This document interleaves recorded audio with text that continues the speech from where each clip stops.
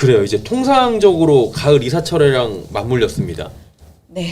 추석에 진짜 중요한 이유는 추석 때 우리 어르신들이랑 아이들이랑 모여가지고 절대 하지 말아야 되는 게 정치 얘기랑 연애 얘기, 저 결혼 언제 하냐 이런 얘기긴 한데 네. 집값 얘기도 결국에는 싸움이 많이 난다고 하더라고요. 네. 그때 살아 그러니까 옛날 얘기, 그 다음에 이게 누구 탓이다 이런 얘기를 하는데 결론적으로 봤을 때는 잘 먹고 잘 살자는 거고 지금 내가 실수요자 입장에선 사야 되냐 말아야 되느냐가 궁금한데 네. 97 공급 대책 말씀을 해주셨으니까 조금 더 들어가 볼게요.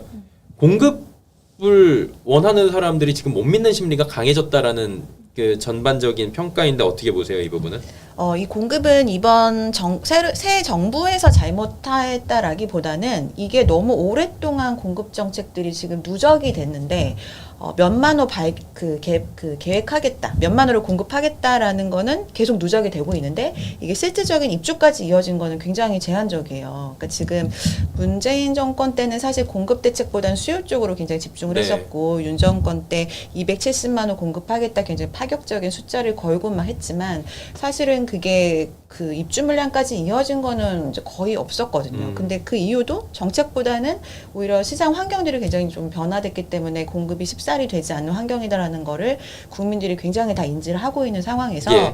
이번 정권에 또다시 좀 많은 호의 그 공급을 하겠다라는 이제 발표와 내용 자체가 이제는 원하는 재정비도 아니고 이제 공공주도로 하겠다라고 나오니까 그 숫자도 못 믿겠고 이 정책도 LH에서 주도해서 하는 것들 내가 원하는 건 아니다라는 판단을 한 것 같아요. 그래서 일단은 전 정권부터 쭉 나왔던 공급 정책 자체를 신뢰하지는 못하는 부분들도 있기 때문에 이제 본인 스스로 이거를 빠르게 그냥 내가 매입을 하는 쪽으로 선택을 하는 분들이 많은 것 같습니다.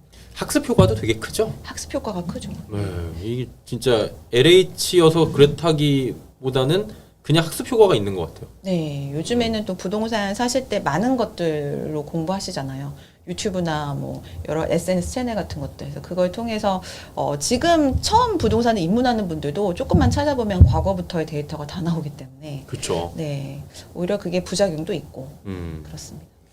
그러면은 어쨌든 찾아보면 자료는 있는데 자료가 있다고 해가지고 지금 어려운 게 옛날에는 불과 10년 전까지만 해도 젊은 청년들도 집을 살 수가 있었는데 지금은 어른들도 힘들잖아요. 30년씩 일하신 분들도. 그게 지금 문제가 가장 큰 건데 추석 이후에 집값 향방에 대해서는 많은 분들이 또 궁금하시고 이사 가야 되고 네. 가을 학기 이사 가야 돼요. 내년 거 이제 이삿짐 찾아야 되고 연말 거. 이거 어떻게 보세요 지금? 몇 년 전부터 사실 이제 가을 이사철이라는 게 좀 없어졌죠. 무색해지긴 했어요. 네. 네, 오히려 여름이 굉장히 뜨거웠고 몇 년 동안은 가을에는 보통 금융 대책이라기보다는 은행권들을 좀 이렇게 조이면서 네. 대출을 받기 좀 어려운 환경 만들면서 거래가 절벽됐다가 다음에 좀 살아나고 이게 몇 년간 반복이었거든요. 네. 근데 올해는 6월로 그 금융에 대한 규제를 조금 앞당겨 놔서 가을에 또다시 지금 이렇게 과열이 되고 있는데 그게 나올지 안 나올지는 모르는 상황이긴 하거든요. 근데 정책이 이제 별다를 게 없이 그 연말까지 이어진다라고 가정했을 때는 서울 전체 지역까지 이런 상승세 또 과열 현상이 이어질 수밖에 없는 상황인 것 같습니다. 그 이사철이라는 건 사실 매매 시장보다 지금 임대차 시장에 더 큰 영향을 줄 수 있는 부분이 돼버렸는데요. 임대차 시장조차도 지금 이제 비아파트를 이제 비선호하면서 아파트로 몰리는 것들 그리고 금리가 다소 좀 안정적이었던 부분들 그리고 지금 계속해서 얘기 나오는 이제 전세를 좀 없애야 된다. 네. 그래서 전세 대출도 규제가 좀 세게 올 수 있다라는 그런 예상들 뭐 여러 가지 것들이 전세 수요를 그 단기간에 또 몰리게 만드는 요인들이 될 수 있는 데다가 내년부터는 많은 분들 알고 계시는 것처럼 아파트 신축 입주 물량이 정말 굉장히 없죠. 크게 감소를 해요. 그러니까 신축에서 물량이 안 나와주고 또 지금 규제가 많이 들어가게 되면 토어제 이런 데들은 또 전세를 좀 내놓기가 어려워지잖아요. 네. 그럼 또 이 부분들도 마찬가지로 좀 핵심지부터 전세 물량이 줄어들 가능성이 있기 때문에 그게 전반적으로 뭐 전세값 올라갈 수 있다. 근데 전세값 올라가면 월세값 당연히 같이 올라가거든요. 그래서 아마 이제 전세 쪽 시장까지도 불안해지니까 이제 전세를 살던 분들이 중저가 위주로 또 매입에 나설 수 있는 차라리 사버리자. 그런 환경입니다. 임대차 시장 어때요 요즘에? 임대차 시장은 사실 매매 시장보다 더 지속적으로 오르고 있습니다.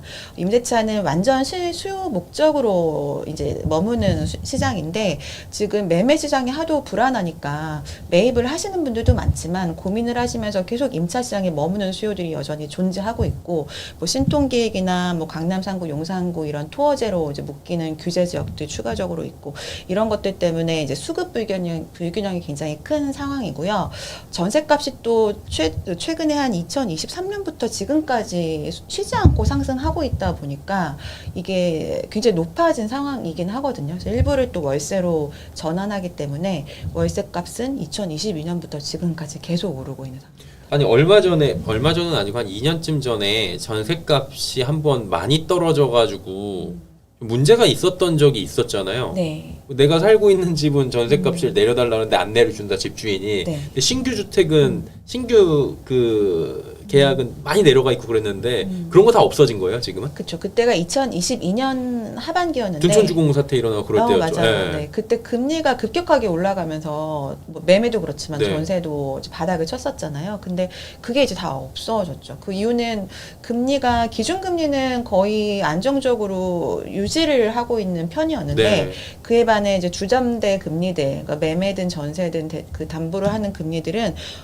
이렇게 굉장히 기준금리랑 동일하게 붙어 있던 적도 있었을 정도로 기준금리에 비해서는 좀 저금리였거든요. 그래서 이런 부분들이 전세 시장에도 많은 영향을 주고 있습니다.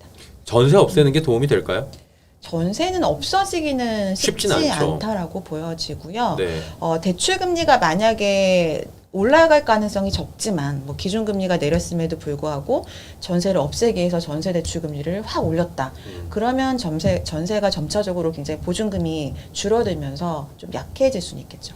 전세 이제 월세화가 그러니까 보증금을 우리가 생각할 때 5천만 원 1억이 아니라 보증금을 한 5억 정도로 놓고 반전세라고 하는 것들이 요즘에 네. 많이 늘었다고 하는데 네. 실제로도 그런 추세가 계속 이어지고 있나요? 네, 아파트도 월세 쪽 비중이 다소 좀 많이 높아지고 있는 상황이고요. 네.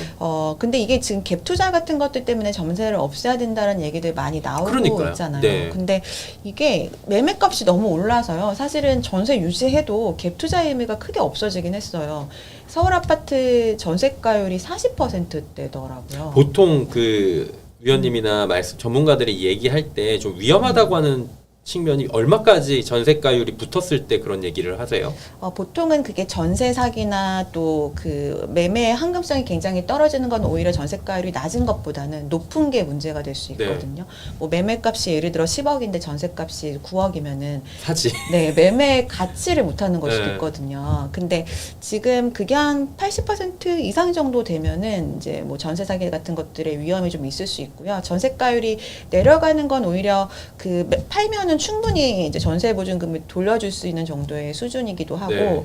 또 갭 투자를 하기가 쉽지 않잖아요. 서울의 평균 가격이 이제 거의 아마 한 10억 가까이 됐을 텐데 그러면은 반 정도 전세를 끼고 산다 하더라도 7, 8억의 현금은 있어야 갭 투자가 되는 거니까 그게 일반인들한테는 쉽지 않은 금액이잖아요. 그래서 이게 매매값이 너무 빠르게 올라가니까 오히려 전세를 유지한다 하더라도 뭐 갭 투자 비중이 점차 낮아질 수 있겠다 그런 환경으로 좀 바뀌곤 있습니다. 야, 이게 참 전세 없애는 건 힘든데 그래서 전세가율도 올라가지도 않고 그러면 진짜로 실수요자들과 일부에 투자를 하기 위한 그러니까 급하니까 한 채라도 없는데 내가 끼고라도 어떻게든지 사겠다 이 수요가 통합적으로 붙는 거잖아요. 통합적으로. 네, 그러면서 이렇게 쭉 옆으로 밀려가는 건데 네. 그 요거 하나가 또 궁금해지는 게 아파트를 못 사는 사람들도 있어요. 네. 그러면 이제 우리가 어디로 가냐면 오피스텔이나 빌라 시장으로 가는데 오피스텔도 보니까 몇 년 동안 계속 상승하고 있더라고요. 매매값이요? 네, 매매값이랑 네. 월세 가격이. 근데 이제 오피스텔은 매매를 별로 하진 않는데 빌라는 네. 지분이라는 것 때문에 매매를 그래도 하시는 분들이 계신데 네. 빌라 요즘에 상황도 계속 올라간다고 하는데 어때요? 빌라 쪽? 아마 그건 재개발이 가능한 빌라를 말씀하시는 네. 것 같은데요. 비아파트가 전세 사기 여파 있자마자는 이제 거의 거래를 하기를 좀 꺼려하셔서 맞아요. 가격이 떨어진 지가 굉장히 좀 오래됐거든요. 근데 이제 월세화가 되면서 반면 월세를 많이 받게 되니까 수익률이 올라가는 거예요. 그래서 오피스텔 같은 경우는 임대 수익률이 지금 막 서울만 하더라도 5%가 넘어가는 넘어가더라고요. 네. 것들이 있기 때문에 그냥 그 그런 임대 수익형 부동산의 목적으로 거래를 하는 사람들이 좀 늘어나면서 가장 최악이었던 때는 좀 벗어나고 있는 것 같고, 말씀하신 재개발 빌라 같은 경우도 아예 쳐다보고 있지 않다가 이게 뭐 그 사업성이 안 나와서 재정비 어렵다 이런 것도 우리가 몇 년 듣다 보니까 언젠간 그래도 핵심지에 있는 빌라들은 되겠지라는 생각들 때문에 무리하게 투자를 하는 경우는 좀 별로 없긴 하고요. 좀 여유 있는 돈으로 그냥 자녀를 생각해서 해놓는 경우들은 좀 늘어난 것 같습니다. 그럼에도 불구하고 이게 한 명 하던 게 3명 되니까 늘어나고 네. 가격이 올라가고. 그렇죠. 예. 지금 결론적으로 얘기하다 보니까 안 오른 게 월급 빼곤 다 올랐다. 내가 가진 아파트 그리고 그런 얘기 주식도 많이 내 하시잖아요. 주식만 안 올라요. 네. 희한하게 아파트도 내 아파트만 안 오른다 뭐 이런 얘기들을 많이 하고 내 네. 아파트보다 옆 아파트가 더 올랐다 이런 얘기들은 참 맞습니다. 많이 하는 것 같은데, 그러니까 결국에는 추석 이후에 어떤 흐름을 보이게 될까 이거에 대한 궁금증이 많은 건데, 공급 불안 심리는 좀 계속될 것으로 예측이 되죠. 공급 불안이라기보다 아예 공급을 포기하는 심리들이 좀 많이 늘어나는 것 같고요. 네. 그치만 반면 또 이렇게 또 신축이 없고 어느 정도 사업성이 이제는 좀 나올 수 있겠지라는 생각을 할 수 있어요. 왜냐하면 뭐 강남 3구랑 마포구, 성동구 이런 데도 가격이 시세가 높아지면 분양가를 예전보다는 높게 받을 수 있잖아요. 그러면 조금 더 사업성이 나올 수 있는 여지도 있기 때문에 네. 그런 이제 재정비 쪽까지도 이제는 이제 보는 수요들이 생기게 이제 될 수 있을 것 같고요. 또 아니면 아예 포기를 하고 구축들이나 이런 것들을 매입하는 수요들도 늘어날 수 있을 것 같습니다. 참 어렵네. 그러면은 이제 규제책이 네. 아마 공급 대책도 나올 거고요. 규제책도 나올 거고 계속 나오겠죠? 공급 대책은 저는 올해는 쉽지 않을 수 있을 것 같아요. 135만 원으로 했으니까 이미. 네, 이미 이제 나왔고 네. 시간이 좀 짧잖아요. 추석 지나면 벌써 10월 말로 이제 흘러가게 될 텐데 네네. 2달 정도를 앞둔 상태에서 급하게 공급 대책을 또 내기는 쉽지 않아 보이고요. 수요에 대한 규제책은 금융 위주로 좀 나올 가능성이 좀 더 높다라고 보여집니다. 어쨌든 이재명 대통령께서 후보 시절에 세금으로 집값 잡지 않겠다라는 발언을 한 바 있으시고 그 네. 이후에도 뭐 100일 기념 뭐 이렇게 인터뷰 하시고 하실 때도 금융 관련된 규제 더 세게 올 수 있다라는 언급들은 했지만 네. 뭐 세금 얘기를 다시 언급하진 않으셨거든요. 그래서 세금은 좀 더 신중하게 고민을 하시고 있다라고 좀 믿고 있고요. 네. 이제 금융 관련된 부분들은 어찌 됐든 어떤 방식으로든 좀 더 또 가계부채가 너무 늘어나면 안 되니까 그런 부분들로 조정을 단기적으로 할 가능성이 좀 더 높다라고 보여집니다. 아니 근데 이게 세금을 이용을 하지 않겠다라고 이야기를 대통령께서는 하시지만 네. 김용범 실장은 또 얘기가 좀 달랐어요. 네, 맞아요. 근데 김용범 실장이 얘기하고 만약에 이게 본인의 독단적인 생각이었거나 그랬으면 얘기가 나왔어야 되는데 네. 백브리핑이나 그런 것도 없었고 그냥 쭉 갔단 말이죠. 네. 가능성을 좀 열어두고 있는 거는 어때요? 시장에서 그 시장 전문가들끼리도 얘기를 할 거 아니에요. 네, 네. 그때 그 카드도 세금 카드도 조금 얘기를 하나요 서로? 얘기하죠. 서로 얘기하고 있고요. 열어두고 있다라고는 당연히 생각을 하고 있어요. 근데 그게 그렇게 좀 대놓고 빠르게 하기에는 좀 쉽지 않기 때문에 눈치를 좀 보지 않을까라고 생각을 하는 거고, 그치만 이제 세금으로 뭔가 대책을 안 세워도 많이 알려진 것처럼 지금 이미 다 규제가 되어 있잖아요. 예를 들어 취득세도 규제 지역은 2주택, 3주택 살 때 8%, 12% 내고 있고, 양도세도 내년 되면 이제 유예가 끝나서 다주택자들은 중과세 내게 되거든요. 그리고 종부세 같은 경우도 공시지가를 이제 올려버리면 자연스럽게 종부세도 높여지는 거라서 뭐 특별히 세제를 건드리지 않아도 내년이 되면 세금을 많이 내게 되는 환경이 올 수 있거든요. 그치만 이게 그 규제 지역을 추가로 지정하는 부분들, 그리고 뭐 종부세 공시지가를 갑자기 확 높이는 부분들, 이런 부분들이 우회적으로 세제를 높이는 거기 때문에 거기에 대한 고민은 좀 할 것 같습니다. 야, 그러니까 이게 그리고 세금을 깎아준다라는 거에 대해서는 정부가 상당히 그거는 좀 부자 감세 측면으로 해갖고 현 정부에서는 굉장히 좀 터부시하거나 조금 꺼리는 측면이 있거든요. 네. 그러한 부분들도 좀 영향이 있지 않을까 싶은데 어떻게 보세요? 맞아요. 그리고 예전에 그 문재인 정권 때 유사한 세제로 많은 제도를 했지만 그게 결국은 실패했다라는 평가를 더 많이 받고 있고, 그리고 말씀하신 이제 세금을 깎는 거는 지금 정권과의 그 이념적으로 맞지 않는 부분이 있기 때문에 둘 다 작용을 하는 것 같습니다. 그러면 다시 원론으로 가는 거예요. 왜냐하면 지금 이 얘기가 네. 어떻게 보면은 참 어려운 얘기고 지금 그냥 하나 개인적으로 여쭤볼게요. 오래 하셨잖아요, 이 네, 업을. 네. 뭐 문재인 정부에서도 하셨고 윤석열 정부도 하셨고 이재명 정부도 하고 계신 거고 그 전에도 네, 하셨을 텐데 지금이 제일 난제라는 얘기들을 저는 많이 듣거든요. 네, 네. 어때요 지금? 제가 부동산 공부하고 막 이렇게 한 지가 어느덧 뭐 거의 30년 가까이 됐어요. 근데 진짜 제가 올해 초에도 어디 방송에서 이런 얘기 했지만 전문가인 사람들조차도 예전에 어떤 방식들, 예전에 당연하게 생각했던 뭔가 이론들, 이런 것들을 대입하면 되게 위험하겠다는 생각이 많이 들고요. 최근에는 이제 저희끼리도 얘기할 때 이렇게까지 많이 올라가는 건 정말 좀 이상하지 않나라는 얘기들도 합니다. 물론 시장에서 형성된 가격이기 때문에 그걸 뭐 개인적으로 이상하다 이렇게 판단할 건 아니긴 하지만 어찌됐든 경제 상황과 같이 맞물려서 부동산도 가야 되는 게 당연한 건데 경제는 정체 또는 후퇴하고 있는 상황에서 일부 지역만 이렇게 크게 올라가는 것들이 언제까지 갈 수 있을까라는 생각이 한편 들고요. 또 하나는 어쨌든 세상이 바뀌었잖아요. 인구가 너무 서울에 일부적으로 집중이 되고 있고 인구가 직접 물리적으로 움직이지 않아도 자산이 먼저 서울로 이제 보내고 있는 거잖아요. 유동성도 넘치고. 네, 어머님들이 이제 자녀를 이제 서울로 보내면서 네. 본인의 자산을 서울로 보내고 있거든요. 그러면서 서울의 한강벨트 라인은 이렇게까지 과열이 된다라는 거는 더 이상 뭐 주거지보다는 그런 단어는 없지만 뭐 상업지, 투자를 위한 그런 지역으로 변화된 거거든요. 그래서 예전 방식의 그런 용도 지역제 같은 방식, 그리고 투기 지역, 뭐 투기가해지고 조정 대상 지역으로 그 여러 가지 것들이 가능했던 시대는 이미 지난 것 같고, 파리나 뭐 이런 데를 보면요. 중심지를 뭐 1지구, 2지구 이런 식으로 나눠서 거기에 따라 굉장히 다르게 정책들이 펼치고 있거든요. 예를 들어 임대차 입법과 유사한 그런 법제도 프랑스에서는 그 과열되는 지역들은 굉장히 세게 하고 조금만 벗어나도 아예 오히려 좀 편안하게 할 수 있도록 굉장히 핀셋으로 이렇게 하고 있는데 그런 형태의 것들을 좀 적용시켜야 되지 않나라는 생각이 들어요. 그러니까 임대차 입법도 사실 서울에서는 이게 유용하고 문제도 되고 여러 가지 긍정적이고 부정적인 요인들이 섞여 있지만 네. 조금만 벗어나도 거의 뭐 있으나 마나한 법이잖아요. 뭐 이걸 따를 수 있는 환경이 아니기 때문에.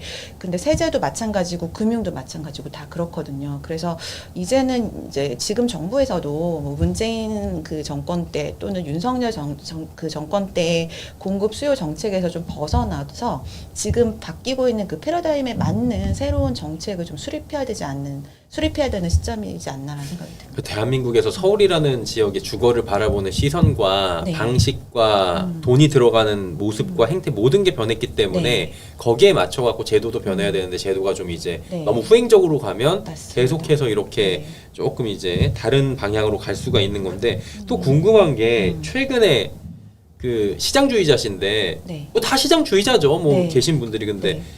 소위 말해가지고 집값이 이제 한계다라고 말씀하셨던 분들이 제가 누구라고 말씀드리기 그런데 뷰를 다 바꾸셨어요. 아, 네. 최근에는 더 집값이 내려간다라고 지금 한계다라고 보시는 분들은 그러니까 위험하다, 그럼 이상하다, 잘못됐다, 아니면 이러면 청년들이 힘들다라는 말씀은 다 같이 해주시는데 네. 다만 여기서 집값이 폭락할 거예요, 문제 있어요라고 하시는 분들이 없어진 것 같아요.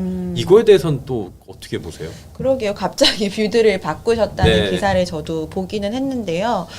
그만큼 이제 구체 대책, 공교롭게도 공급 대책이 나온 이후의 시점부터 너무 과열이 되고 있고 또 뭐 잘은 모르겠지만 정부의 그 지금 정책을 집행하는 분들도 이제 그 지역의 집을 또 갖고 있어서 그렇게 또 뷰를 바꾼 분들도 계시는 것 같고 두 채씩도 갖고 있더라고요. 네. 여러 가지 것들이 영향을 이제 준 것 같긴 한데 어쨌든 명백한 건 뭐 우리가 이걸 옳고 그르다라고 말을 하기 전에 현상이 이미 그렇거든요. 현상이 그런 또 가장 큰 이유가 여러 가지 상황 때문에 패닉이 가장 심각한 건데 이 심리를 잡을 방도가 사실 지금 도대체 어디서 잡아야 될지를 모르겠거든요. 뭐 저희도 모르겠는데 그 시장 참여자들은 더 혼란스럽겠죠. 혼란스러우면 더 패닉이 되기 때문에 살 수 있는 사람들은 어떤 수를 내서라도 이제 살 수밖에 없고 아까 광명 사례 말씀해 주신 것처럼 그냥 내 돈 다 끌어서 살려고 했는데 그 가격이 눈에 이제 그 보지도 못한 상황에서 계속 오르고 있으면 그냥 불안하니까 더 그냥 더 오를 수밖에 없겠죠. 그래서 네. 사실 지금 정책이나 여러 가지 시장 상황이 그렇게 하락론자들조차도 당분간은 오를 거다라고 말할 수 있는 그런 상황이 된 것 같습니다. 어떻게 보면은 정상 비정상을 논할 단계가 아니라 지금은 그냥 상황 자체가 그렇다라고 다들 보고 있는 것 같고 참 무섭네요. 네, 예, 진짜 무섭습니다. 네. 저는 제가 살면서 이런 경우를 볼까 했는데 예전에 아크로 리버 파크라는 아리팍이 평당 1억 원을 갔을 때도 충격적이었거든요. 네, 네. 근데 잠실 반포 1억 갔을 원베리도 때, 그렇고. 네. 잠실 1억 가고 원벨리 2억 갔을 때도 충격이었는데 2억 7천에도 거래가 되고 있다 그러고 이제 마포가 평당 1억을 거의 육박한다는 얘기를 듣고 그 지역이 나쁘다는 게 아닙니다. 네. 우리의 GDP나 이런 거를 봤을 때는 굉장히 지금 너무 빠르게 올라간다라는 생각들은 드는데 그것도 다 이유가 있구나라고 생각을 할 수밖에 없는 것 같고요. 네. 그러면 아까도 살짝 짚어주시긴 했는데 그냥 질문을 드릴게요. 어떤 추가 대책이 나왔으면 지금 딱 그래도 현실적으로 이런 불길을 조금 잡을 수 있다고 보십니까? 일단 지금 이미 올라간 지역들, 뭐 마용선까지도 작년부터 올해까지 계속 올랐으니까 네네. 그 지역들은 이제 더 이상 거래가 많진 않은 상황에서 올라가는 것들은 네. 어쩔 수 없다고 치고 이제 그 외곽으로 계속해서 빠르게 번져나가는 것들은 사실 나중에 위험할 수 있다라는 생각이 들거든요. 이게 갑자기 2022년 하반기처럼 뭔가 금리가 갑자기 올라간다거나 어떤 외부적인 요인에 있어서 경제적인 문제가 어려움이 생기거나. 생겼을 네네. 때 그건 모르니까 누구도. 네, 요 지역들은 사실 괜찮아요. 왜냐하면 대출을 그렇게 많이 받고 사신 분들이 좀 적기 때문에 버틸 수 있는 경우가 많은데 지금 이제 외곽들이 급하게 사시는 분들 자산이 충분히 있는 상태에서는 뭐 사셔도 되겠지만 그렇지 않은 경우에는 이제 나중에 뭐 연끌로 인한 어려움 이런 것들이 생길 수 있는 상황이잖아요. 그리고 안 팔리는 상황들 지금 지방처럼 그렇기 때문에 지금 불길이 이렇게까지 패닉까지 가지 않도록 잡아야 된다라는 생각은 들긴 해서 그걸 이제 단기간에 가장 효과가 있는 부분들은 어쩔 수 없이 금융 부분이긴 하기 때문에 한국은행에서도 기준금리를 미국에서 내려도 인하를 우리도 해야 될지에 대한 고민이 있는 거고 못 내릴 것 같다는 얘기들이 많이 나오는데 어떻게 보세요? 그런 얘기를 한국은행에서도 언급한 적이 있거든요. 주택시장 계속 이렇게 되면 못 내린다고. 근데 이 상황이면 못 내리는 게 맞을 것 같습니다.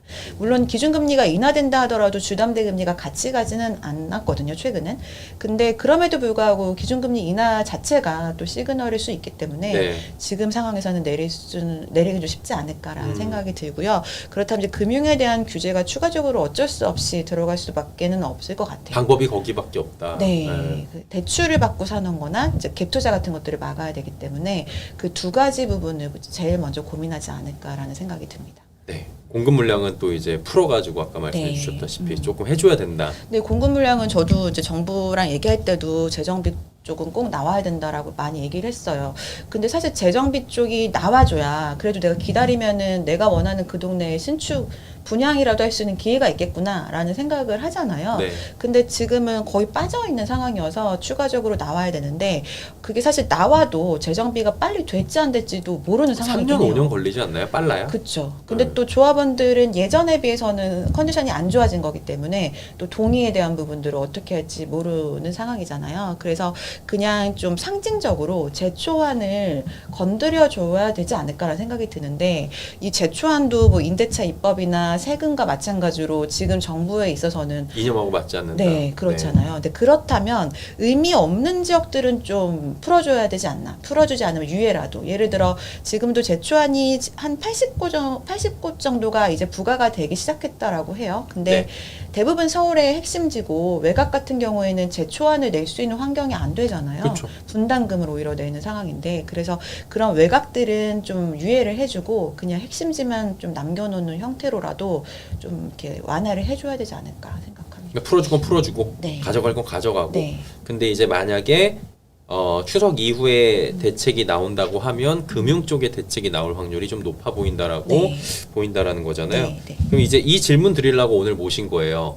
실수요자라는 게 사실 모두가 실수요자죠. 네. 내가 집을 갖고 싶은 사람이 실수요자인데 무주택자 분들이 지금 가장 고통스러울 수밖에 없잖아요. 이분들을 위한 대응 전략이라는 게 네. 어떻게 가져가는 게 좋을까요? 무주택자분들은 지금 집은 나중에 사도 되는데 너무 빨리 오르기 때문에 나중엔 기회가 돌아오지 않을까라는 고민이 있고 네. 그리고 집은 없어도 되라고 생각하는 분들도 요즘엔 있으시거든요. 그냥 주식으로 뭐 이렇게 하면 되지 이렇게 하시는 분들.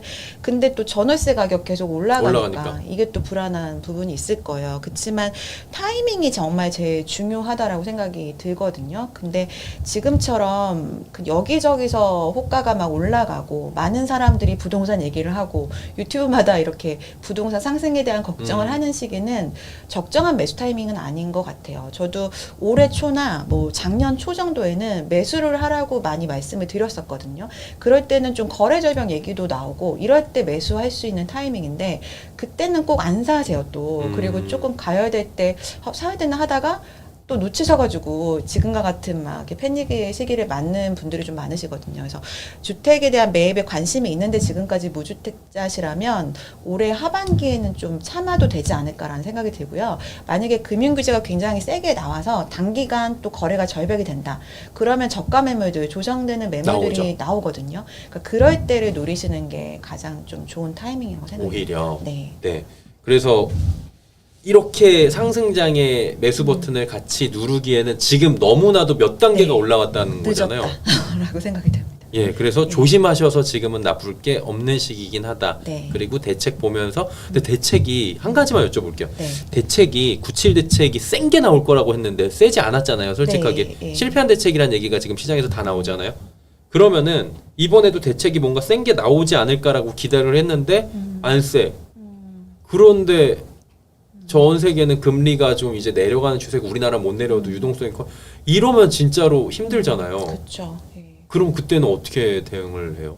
근데 이게 센 게 대책이 아예 안 나오면 차라리 나은데 뭔가 나왔는데 어설프거나 좀 이렇게 그게 세지 문제다. 않다. 그러면 더 과열될 가능성이 있을 거예요. 그렇지만 그렇다고 하더라도 그 많은 분들이 늘 이렇게 선호하지 않는 좀 뒤늦게 오른 데들은 그래도 기다리라고 말씀을 좀 드리고 싶습니다. 아, 그러니까 네. 지금 말씀하시는 거에 요지를 헷갈리시면 안 되는 게 주요 요지에 들어가실 자신이 있거나 아니면 그 정도의 자산이 충분하신 분들은 신경 쓸 게 없다. 네. 다만 지금 내가 6억 영끌을 해야 되고 예를 들어서 외곽 지역으로 갈까 말까 거기라도 지금 가야 될 것 같은데라고 생각을 하신다면 네. 오를 때는 늦게 오르고 내릴 땐 더 빨리 내리니까 조심하셔라 이런 말씀이신가요? 맞습니다. 맞습니다. 그 네. 지방은 지금 2022년부터 지금까지도 거래가 거의 안 되는 데들이 대부분이거든요. 많이 내려야 거래가 되고. 그러니까 그런 지역처럼 뭐 모든 지역들이 바뀔 가능성이 지금은 있는 거죠. 이제 뭐 인구가 되게 빠르게 줄고 있고 뭐 그런 상황이니까. 그래서 우리가 코로나 때 마지막에 올랐던 주택 유형이 뭔지 기억하시죠? 뭐였죠? 생활용 주택 이런 것들. 아, 생숙. 네, 예. 생숙이 그때 막 분양권 물량들이 플러스, 그러니까 피를 거의 뭐 한 4억, 5억 주고도 사고 막 없다니. 이랬어요. 근데 그런 데들은 지금까지도 답이 없잖아요. 그래서 그런 극단적인 뭐 예처럼 사실 늦게 오른 지역들은 이게 다 걷어내졌을 때는 그 금액을 유지하지 못할 가능성이 높고 노원구 같은 경우도 뭐 구체적인 지역을 언급해서 죄송하긴 하지만 예전에 코로나 때 많이 올랐던 이유가 좀 저가이면서 재건축에 대한 호재가 있기 때문에 뭐 예를 들어 5억에 사도 10억이 될 수 있다 이거였는데 지금은 이제 빠르게 금액이 오르다가 10억이 된 거예요 거기가. 근데 이제는 모든 환경이 바뀌면서 뭐 분담금이 5억 정도가 나와버리니까 다시 또 반토막이 난 상태에서 가격이 잘 올라오지 못하고 있거든요. 그래서 그런 리스크가 좀 있다라고 판단이 된다면 매입가가 가장 중요하다라고 생각을 하시고 지금의 이제 나오는 호가들이 과거에 비해서 너무 높은 호가다라고 판단이 되면 좀 다시 한번 고민해 보시라는 말씀을 드리는 겁니다. 네. 결론은 무리하지 말자. 네. 지금은 정말로 특히 무리해서 추격해서 급지를 너무 낮춰서 가거나 이렇게 하는 거는 조금 항상 고민을 많이 해보시는 시기가 될 수가 있다라고 말씀을 해주셨습니다. 네. 사실은 모두가 똑같은 생각인 것 같아요. 집값이 좀 안정이 되기를 원하고 있고 그리고 이제 내 집 마련을 열심히 노력을 하면 되기를 원하지만 이게 네. 지금은 이제 멀어진 게 현실적으로 있으니까 이 안에서 어떻게 하면 좋을지에 대해서 다양한 시나리오로 오늘 이야기를 나눠봤고요. 김효선 농협은행 부동산 수석 전문위원과 이야기 나눠봤습니다. 오늘 말씀 여기까지 듣고 다음에 또 한번 모시도록 하겠습니다. 고맙습니다. 네, 감사합니다.